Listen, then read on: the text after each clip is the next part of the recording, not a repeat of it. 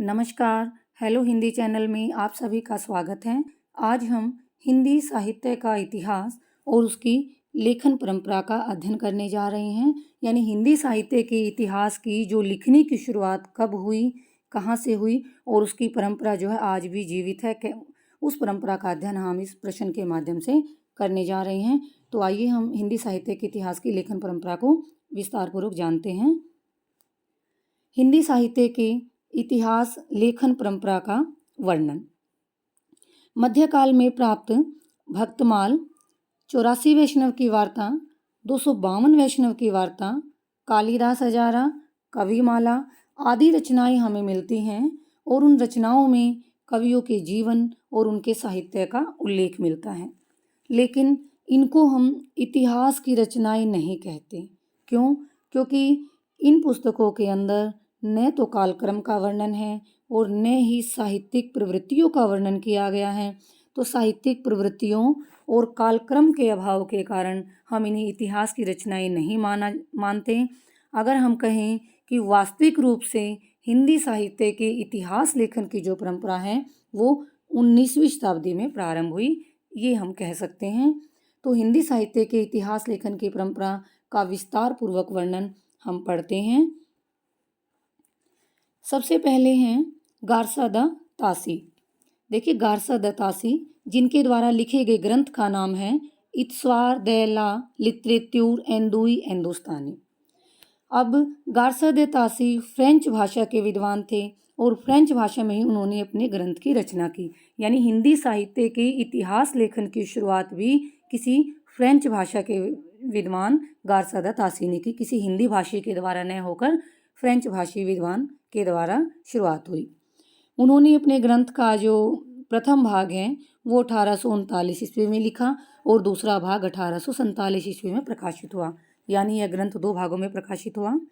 इस ग्रंथ में उन्होंने हिंदी तथा उर्दू के 738 कवियों को शामिल किया, जिसमें हिंदी के केवल 72 ही कवि हैं।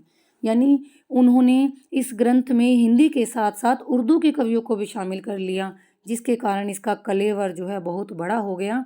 हिंदी के तो कुल इसमें 72 ही कवि थे, बाकी सारे लेखक उर्दू के थे। कवियों का परिचय वर्ण कर्मानुसार किया गया है। यानी गारसा द तासी ने अपने इस ग्रंथ में वर्ण कर्मानुसार, जैसे क नाम से है तो क से कबीर दास को भी और क से ही केशव दास को भी एक स्थान पर ऐसे रख देना वो उनके साथ न्याय नहीं है। क्योंकि केशव दास को हम देखते हैं कि वो रीति काल के कवि हैं और कबीर दास को हम देखते हैं वो भक्ति काल के कवि हैं। तो उन्होंने अपने ग्रंथ में जो वर्ण कर्मानुसार पद्धति को अपनाया वो उचित नहीं थी।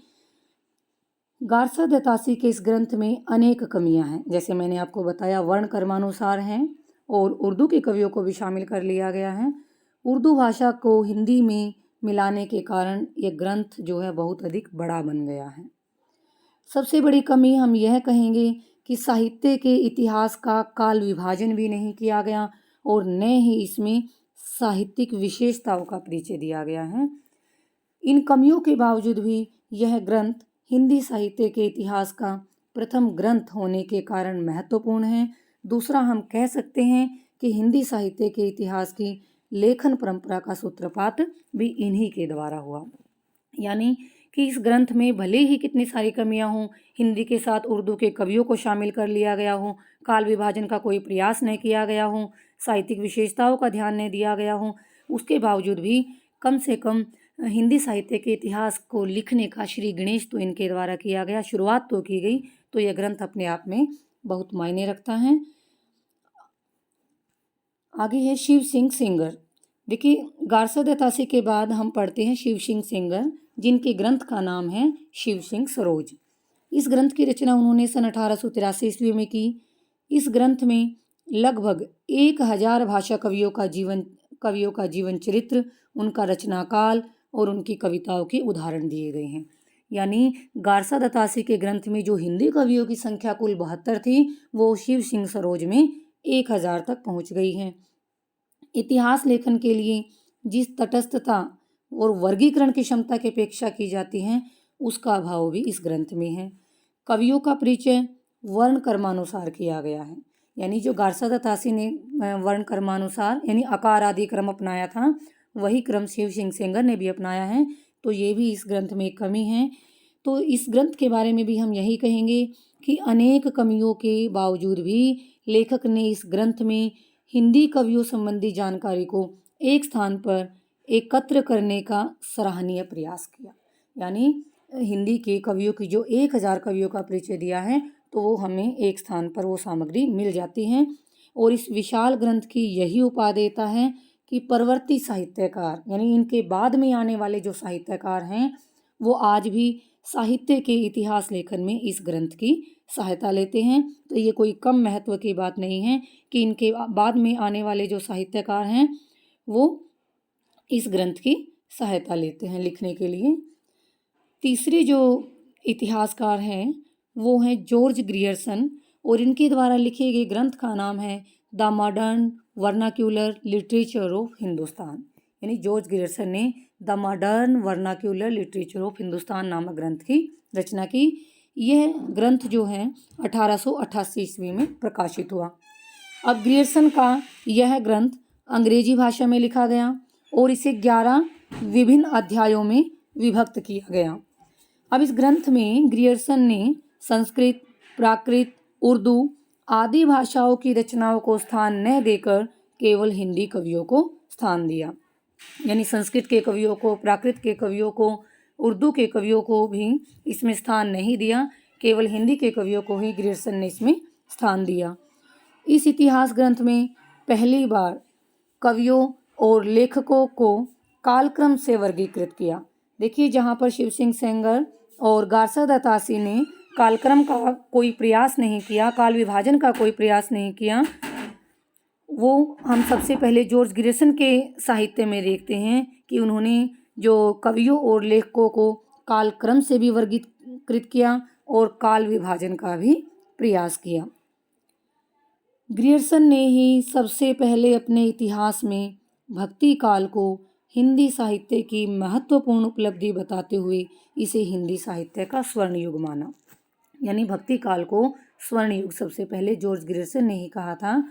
और अगर डॉक्टर गणपति चंद्र गुप्त के शब्दों में कहें, गणपति चंद्र गुप्त ने कहा है कि इस रचना को ही हिंदी साहित्य का पहला इतिहास ग्रंथ कहा जा सकता है। तो ये था जॉर्ज ग्रियर्सन का लिखा हुआ ग्रंथ the modern vernacular literature of Hindustan. इनके बाद हम अध्ययन करते हैं मिश्र बंधुओं का। मिश्र बंधु, जिनकी लिखित पुस्तक यानी ग्रंथ का नाम है मिश्र बंधु विनोद। मिश्र बंधु यानी 3 भाइयों ने मिलकर इसको लिखा था और उन तीनों भाइयों के नाम पर ही इसको मिश्र बंधु से हम जानते हैं। तीनों भाइयों के नाम न लेकर इसको मिश्र बंधु हम लिखते हैं। अब यह ग्रंथ जो है वो 4 भागों में बटा हुआ है। इसके पहले 3 भाग 1913 ईस्वी में प्रकाशित हुए और इसका चतुर्थ भाग 1934 में। अब मिश्र बंधुओं ने अपनी इस रचना को इतिहास की संज्ञा नहीं दी, यानी स्वयं वो उसको इतिहास की श्रेणी में नहीं रखते, लेकिन उन्होंने इस बात का पूरा प्रयास किया है, पूरा प्रयत्न किया है कि वो एक सुव्यवस्थित ग्रंथ प्रस्तुत कर सकें।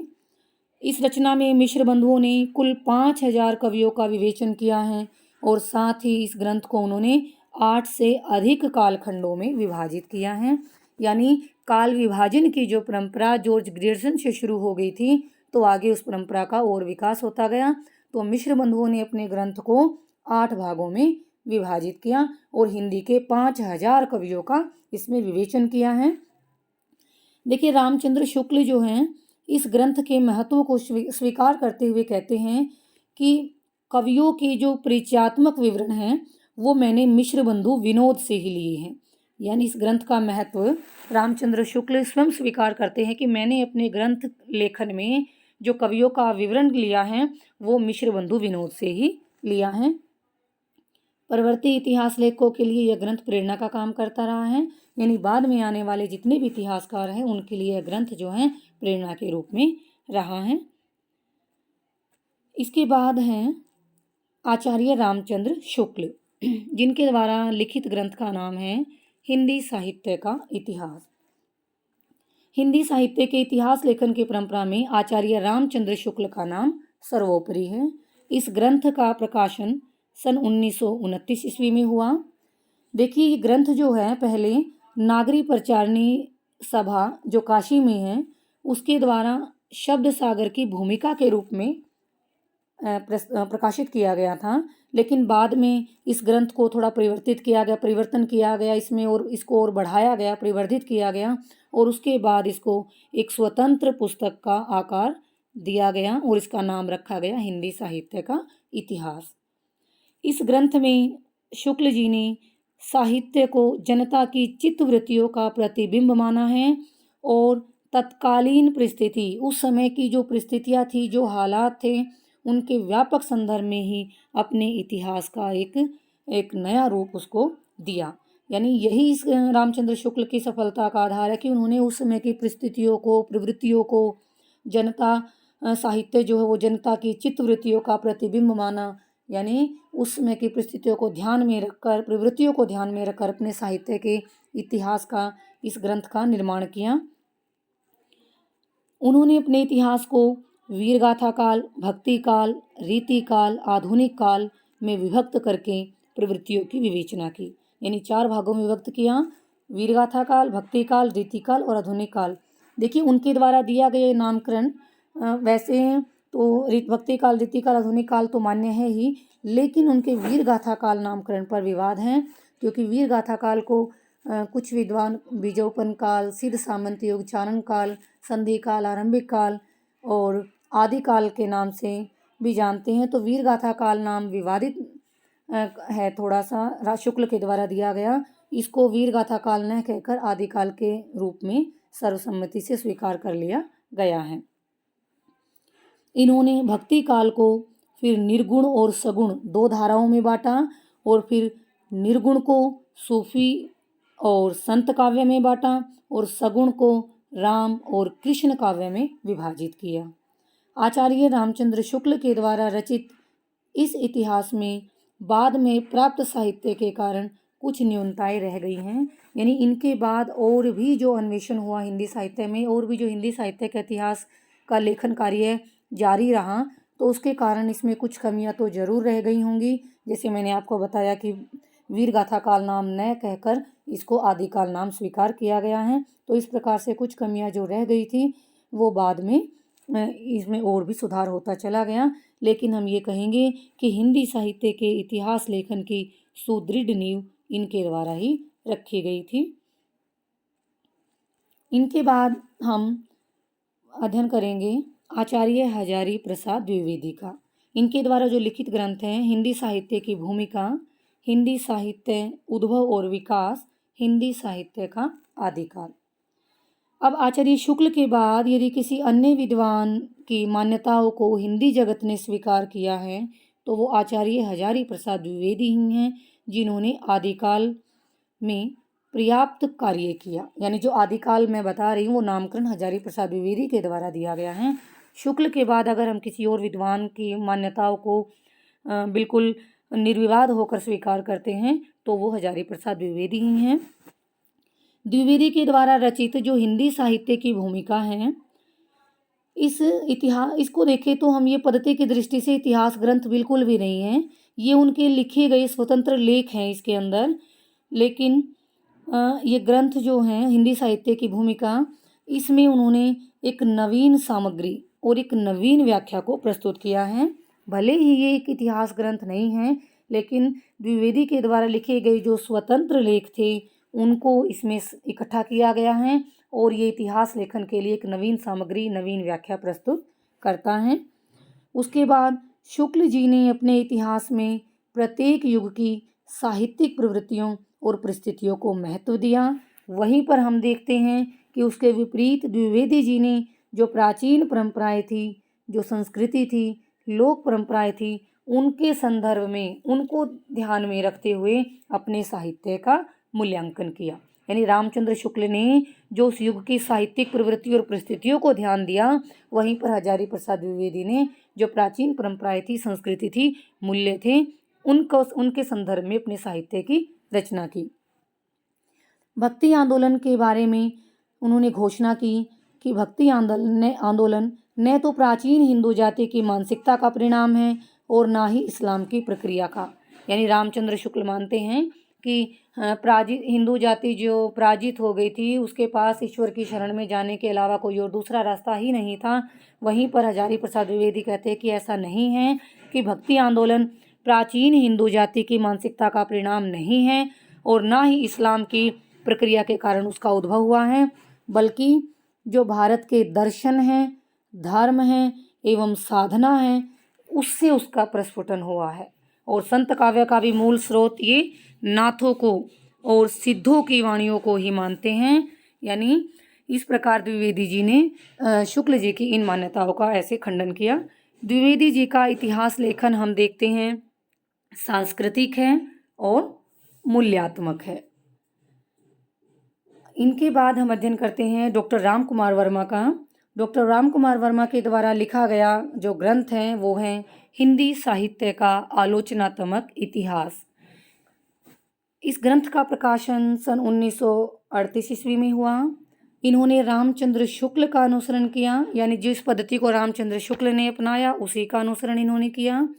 और इन्होंने अपने ग्रंथ को 7 अध्यायों में, प्रकरणों में विभाजित किया।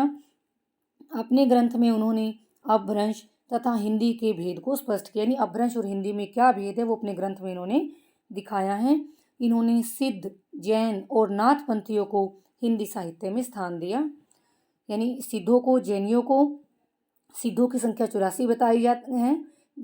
आप जैन धर्म के बारे में जानते ही हो। और नाथों की संख्या नाथ 9 बताए गए हैं। उनको भी इन्होंने हिंदी साहित्य में ही समाहित कर लिया, सम्मिलित कर लिया। डॉक्टर वर्मा का यह ग्रंथ जो है वो काफ़ी लोकप्रिय रहा है, लेकिन यह इतिहास ग्रंथ केवल भक्ति काल तक ही सीमित है। यानी पाठकों के अंदर इस ग्रंथ को पढ़ने का बड़ा चाव था। उन्होंने बड़े चाव से पाठकों ने यह ग्रंथ पढ़ा, लेकिन उनको इस बात का बड़ा दुख हुआ कि यह इतिहास ग्रंथ केवल और केवल भक्ति काल तक ही सीमित है। उसके बाद हम अध्ययन करेंगे डॉक्टर गणपति चंद्र गुप्त, जिन्होंने लिखा हिंदी साहित्य का वैज्ञानिक इतिहास। हिंदी साहित्य के इतिहास लेखन की परंपरा को विकसित करने में डॉक्टर गणपति चंद्र गुप्त का विशेष योगदान रहा है। यह ग्रंथ 1965 ईस्वी में प्रकाशित हुआ। इस ग्रंथ में साहित्य के इतिहास की विकासवादी सिद्धांतों की प्रतिष्ठा करते हुए और उसी के आलोक में हिंदी साहित्य की नवीन व्याख्या इसमें प्रस्तुत की गई हैं। गुप्त जी भरतेश्वर बाहुबलीरास को हिंदी की पहली कृति स्वीकार करते हैं और हिंदी भाषा का उद्भव वे 11वीं शताब्दी से मानते हैं। भरतेश्वर बाहुबलीरास पहली हिंदी की रचना और हिंदी भाषा का उद्भव 11वीं शताब्दी, ऐसा गणपति चंद्र गुप्त ने माना है। और जो वीर गाथा काल है, भक्ति काल है और रीति काल नाम जो दिया हुआ है वो उसको भ्रामक मानते हैं, इनको भ्रामक कहते हैं वो। उन्होंने शुक्ल जी की अनेक मान्यताओं का निडर होकर खंडन भी किया और अपनी मान्यताओं को तर्कपूर्ण ढंग से स्थापित किया।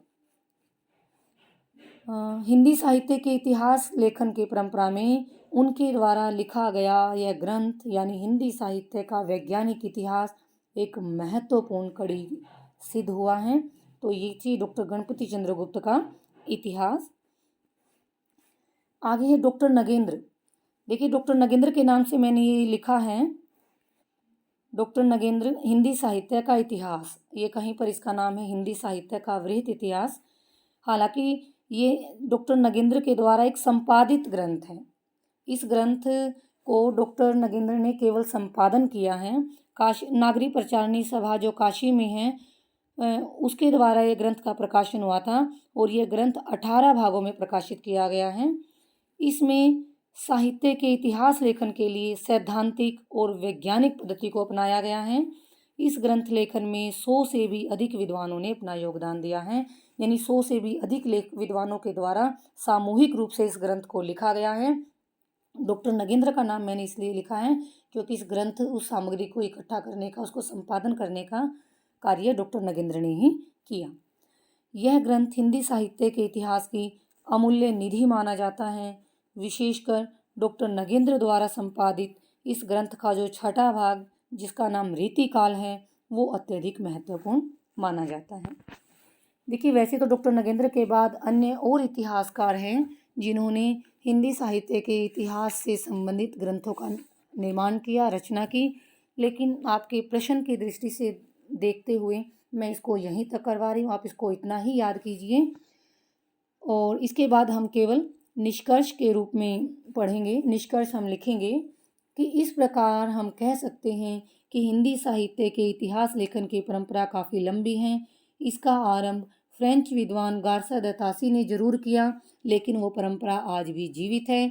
विद्वानों ने अपने अपने दृष्टिकोणों से जिन इतिहास ग्रंथों की रचना की है, वे हिंदी साहित्य के इतिहास के विविध प्रश्नों को प्रकाश में लाने हेतु अत्यंत महत्वपूर्ण सिद्ध हुए हैं। और इस प्रकार हिंदी साहित्य के इतिहास लेखन की परंपरा सतत निरंतर गतिमान है तथा इसमें नवीन शोधों का भी लगातार समायोजन हो रहा है। यानी ये परंपरा का साहित्य के इतिहास लेखन का क्रम जो है वो रुका नहीं है। आज भी ऐसे शोध ग्रंथ हैं, समीक्षा ग्रंथ लिखे जा रहे हैं जो हिंदी साहित्य के इतिहास की एक नवीन व्याख्या प्रस्तुत करने का प्रयास करते हैं। तो इसी के साथ हमारा यह प्रश्न यहाँ पर समाप्त होता है। मैं उम्मीद करती हूँ कि आपको यह प्रश्न अच्छे से समझ आया होगा।